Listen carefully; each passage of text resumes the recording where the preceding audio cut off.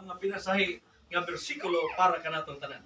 So karon nga buntag atong pamalandungan ang Book of Isaiah chapter 43 verse 21.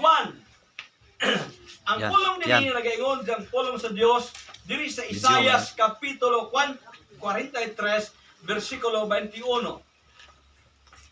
Ang katawhan nga akong giumol alang sa akong kaugalingon, aron sila magabutyag sa pagdaig kanako. Ang Diyos mahimaya sa iyang pulong o magaampo ta.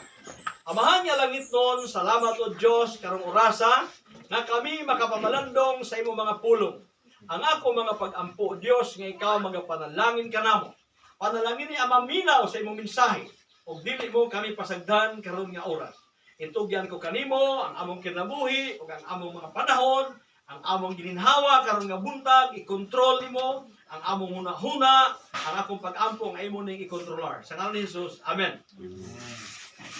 Karon nga buntag atong pamalandungan ang mensahe nga nag-ingon, molded to serve God.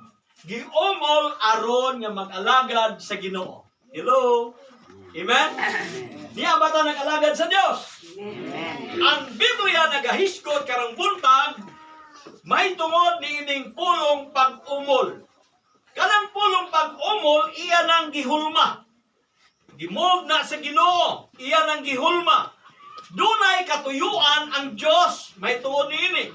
Busa ang pangutana sa mensahe karong buntag, nagaingon, unsa man ang katuyuan nga gibuhat sa Dios ang tao.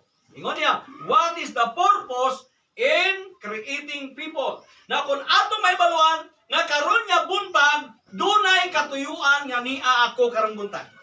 Hello, amen? Amen. Inay mo ko galingon, naay katuyuan ng Diyos kanako. Uspada.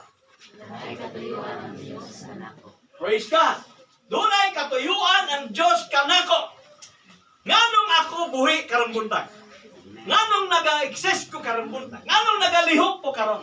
Naay katuyuan ng Diyos. Dili ba sa imong kinabuhi